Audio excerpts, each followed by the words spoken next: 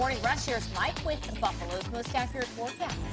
Hey there, Mel. Paul has the veranda cam fired up out there in Snyder this morning, and just a few high clouds showing up. Lovely sunrise start to the day, even up there in the town of Amherst. As we check in on the temps this afternoon, look at this computer giving us 79 degrees at Niagara Falls. I think you get a shot of hitting 80 even at the Falls this afternoon, and at least well into the mid-70s here toward Middleport and Medina. Now, south shore of Lake Ontario, computer generating temps in the low 70s. There may be some upper 60s in that direction due to a slight northerly breeze. It's not going to be strong, but just enough of a breeze, at least up there along the lake, to keep things a little bit chillier. But here around the Buffalo Metro, look at this. Lancaster, 82 this afternoon. Amherst, 80. Even at Canal Side, 76. 78 down through Orchard Park. And Batavia, 79. 70, mid-70s here at Warsaw. Pretty much the same deal here across the southern tier. More of those mid to upper 70s blanketing this area. Randolph at 77. Maybe a tad cooler by the time we get over to Cuba Rushford, about 73. 76 at Bradford, south of the border. And again, that northerly breeze keeping things maybe just a tad chillier here along the lakeshore down through Chautauqua County. So checking out your forecast for today. Along the lakeshores today, maybe some upper 60s, but otherwise most spots well into the 70s today to around 80 degrees. Look for a mostly to partly sunny day with perhaps a few isolated afternoon thunder showers south and east of Buffalo. Isolated means most spots are going to be rain-free. There's that northerly breeze, not too strong, about 4 to 10 miles per hour. For tonight, 59 to 65. Clouds thickening up as we work through the overnight. Showers developing to the south late tonight, and then tomorrow morning rain and thunderstorms spreading northward, becoming scattered in the afternoon. 66 to 70 degrees. Your 7-day outlook that clears out here for Friday for a partly sunny, breezy, cooler day. 69. We're back into the 70s with mostly sunny skies. At least that's the way it looks right now for Saturday and Sunday. Looking a-okay. Let's see if the roads are a-okay out there this morning. Here's Mike McQueen. So far, at least, Mike, good looking early portion of the morning drive so far today. Not much change on the traffic map at this hour. We're still mainly green, still free of any major incidents.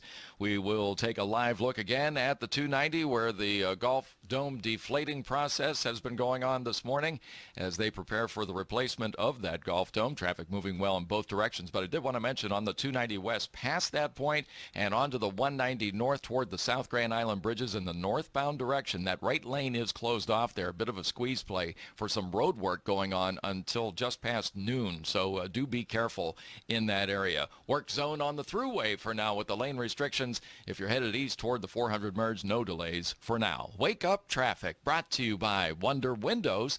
Best windows, lowest prices guaranteed. Melanie, Dave, back to you. All right, Mike, thanks very much. A Western New York man has turned down a $650,000 settlement from the Buffalo Diocese. James Bottlinger hopes that sharing his story of abuse will help protect future victims. He says he was abused by Reverend Michael Freeman for 4 years in the 1980s. At the time, he was at St. Mary's of the Assumption in Lancaster. Freeman died in 2010. Bottlinger says that former Buffalo Auxiliary Bishop Donald Troutman knew about the allegations. The Independent Reconciliation and Compensation Program offered Bottlinger a settlement, but he turned it down, saying he'll take the Buffalo Diocese to court. It's the right thing to do. You've got to think about the future, protect these kids. The church is not going to change. They're resisting change. So I think we have to see this through and then make them change. After his time in Buffalo, Troutman became the bishop for the Diocese of Erie. A spokesperson says neither the Erie Diocese nor their current bishop was named in this lawsuit. We have reached out to the Buffalo Diocese, but we have not heard back. The Erie County Sheriff's Office is searching for a Springville man accused of stealing a vehicle, guns, money, and liquor over the past couple of days. Take a look at your screen right now. This is 21-year-old De Niro Bly. He's described as 6 feet tall, weighs about 200 pounds. Bly is out on bail for assault, fleeing from police, and resisting arrest. That stems from an incident that happened last month. If you have any information about his whereabouts, you're expected and asked to call police. Family and friends are preparing to say goodbye to a teen killed in a car crash in West Seneca over the weekend. A funeral service for Eddie Travis will be held this morning at St. Teresa's in Buffalo. Police say Travis was driving on Southwestern Boulevard early Saturday morning when he drifted into the oncoming lane and hit a car head-on. Travis was supposed to graduate from high school this week. The funeral service begins at 10:30. Lockport police have released the names of the officers involved after a man died in police custody over the weekend. Police say Lieutenant David Peitlick and officers Daniel Barricata, Patricia Burdick, and Marissa Bonito were involved in the incident on Park Avenue. 39-year-old Troy Hodge fought with officers, they say, as they tried to restrain him. Police say Hodge became distressed and later died. The police chief says all 4 officers have been put on administrative leave. That is a result of protocol. Police are also wondering whether drugs or alcohol played a role in this incident. 6:49 right now. Amherst police are investigating a threat at Casey Middle School. This happened at 2:40 yesterday afternoon. Police say students sheltered in place while police and school officials searched the building. After about an hour, police say nothing suspicious was found and the students were released. In the town of Tonawanda, Kenton school officials say a student was prevented from returning to school after he allegedly made a threat. Officials say the threat was made on a bus. Police investigated that, and they say the student did not have any access to any weapons. The district did not explain the threat when they sent a letter to parents at Franklin Elementary and Middle Schools yesterday. New York State is sticking with its decision to suspend and revoke a local daycare's license. Police found a 2-year-old girl seriously injured last July at Desiree Mosey's daycare on Glenwood Avenue in Buffalo. The child had to undergo surgery for head trauma. Tuesday, state officials announced they're upholding the decision to take away the daycare's license based on a, quote, rational basis.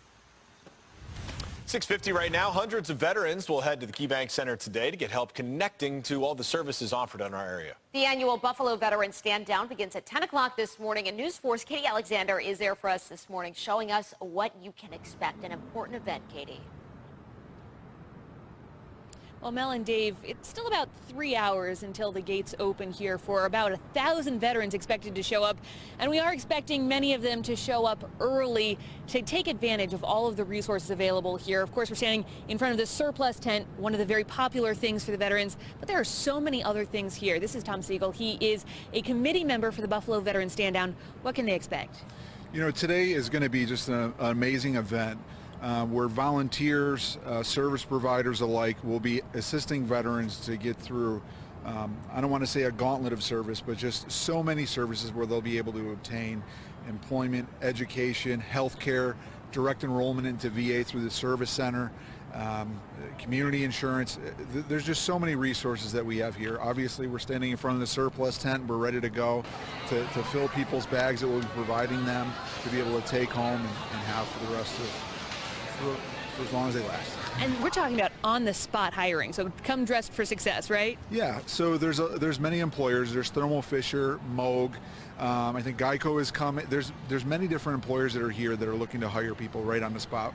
One of the interesting things, Katie, is that last year one of the veterans came through and they actually were hired on the spot as they just came through for a pair of glasses, and America's Best hired them right on the spot. And it's just a great thing to see people accessing the services, so it's awesome. And it's a great thing to have so many community partners offering these services as well. If you are a veteran or a family member who wants to come, bring your DD-214 or your veteran's ID card, any sort of identification. Or if you don't have that, come here. They'll help you find some identification, get you connected with the resources in our community that you have earned with your service. Reporting live, Katie Alexander, News 4. All right, Katie, thanks very much.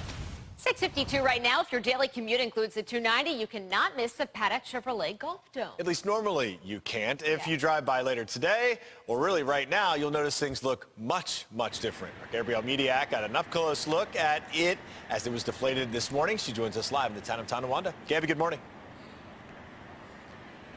Dave, Mel, we're on top of the deflated dome. Whoever thought? And we're giving you an up-close and personal look at what's really being fixed. We've got some deterioration, some damage here. I'm joined by Mark, again, who's going to really fill us in on up-close and personal what we're doing here. Well, this is the cable that's been keeping the dome intact over the years. And as you can see, the wear and tear and the way it's rusting and the way it's cracking and just how the material that covers it is just falling apart. Right, it's been quite some time, what, nearly 2 decades? Yeah, just about. And this actually had a 10-year warranty, and it's pretty much outlived, you know, good manufacturer. Right, it outlived the warranty, but we definitely have some wear and tear here. We're ready. Right. We're ready for a new one. Can we fill people in at home on when they can expect all these changes to be made?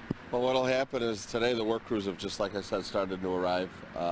They'll be starting to dismantle the steel cables, cutting up the material, getting it ready, and work will be going on every day here. Great, and it'll be back and better than ever come September. So everybody at home, make sure you're not worried, right? Don't worry, we'll be open for business in November. Yes, exactly. So it is not deflated forever, but it is a really cool sight to see. This all came down in about a half an hour earlier this morning, and just take a look at it. Hey, whoever would have thought we'd be right on top of it, right, guys? You would not think you'd be standing on top of the dome, right? I would have never guessed. Pretty cool. All right, Gabby, thanks very much. Well, for the first time in almost 30 years, people will be taken from the bottom of Clifton Hill into the Niagara Gorge under a relic, actually. The Hornblower Niagara Funicular is open on the Canadian side of the falls. It brings passengers up and down the 185-foot walls of the Great Gorge. That's about 19 stories right on an angle. All through the centuries that people have been looking at the falls, it's always been from the Canadian or American shore. This now gives somebody or visitors an idea of what it looks like sort of in the middle. About 50 passengers can ride per trip to get a really unique view of both the Horseshoe and American Falls. Wow. That is really cool. I think it'll be a great experience, a little fun touristy thing to do right here in our area. And finally, a different perspective on the falls. That's always a good thing as well. Mike McQueen is giving us a different perspective on the roads. How are things looking out there this morning, Mike? Pretty good, I'll say, David. Traffic volume beginning to fill in, and we do have our first big delay of the morning. You can see it on the traffic map next to my name on the 219 North. Got a lot of red on the map there approaching the Ridge Road and Thruway work zone area. Not quite sure why that's in place, but I do spot it on some of our other auxiliary camera views. Big delay on the 219 North. We'll keep an eye on that as we keep an eye looking live at the Thruway with the typical volume starting to build eastbound through Cheektowaga. Same on the 290 East past Sheridan Drive. On the other end on the 290 West, do watch for that lane restriction getting onto the 190 North just before the South Crane Island Bridge. Right lane will be closed through the lunch hour today. Wake Up Traffic brought to you by Wonder Windows. Best windows, lowest prices guaranteed. And we'll keep watching this Wednesday morning drive for the next 2 hours over on the CW23 in that bright sunshine, Mike. Isn't it nice? Yes, Mike. We're going to hold on to that, too. Some clouds are going to be in the mix today as well. And there's going to be a chance of a few isolated showers and thunder showers south of the city. Pretty foggy down toward the PA line right now. 61 at the airport. We should be heading well into the upper 70s to around 80 degrees this afternoon with isolated showers and thunder showers south and east. Mike, thanks. And join us over on the CW23 for much more live local news.